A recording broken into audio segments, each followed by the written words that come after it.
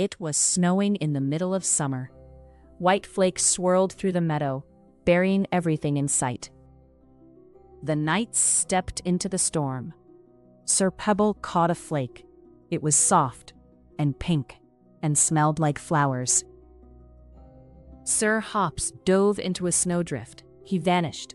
Only his golden helmet peeked out from the pile. Sir Pebble declared a winter emergency. The castle needed protection. Every knight had a job. Sir Pebble shoveled the gate clear. The wind blew it shut again. He shoveled faster.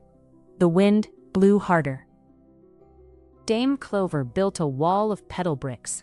It kept collapsing into the prettiest pile of rubble ever. Sir Hops rolled the biggest petal ball in history. It grew and grew until it was bigger than he was. They built a snow knight, a daisy smile, twig arms, and Sir Hops's helmet on top. Magnificent. Then the snowball fight erupted. Petals flew in every direction. Nobody was safe. Glorious chaos.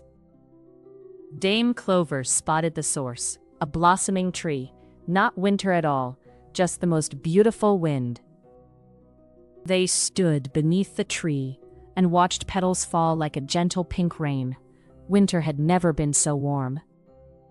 Sir Hops made the first petal angel in kingdom history. Arms out, legs wide, a masterpiece.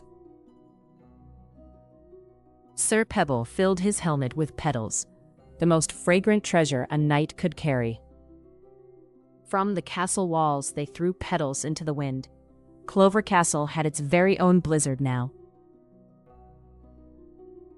They lay in the petals together, making angels side by side, the softest, sweetest blanket in the world.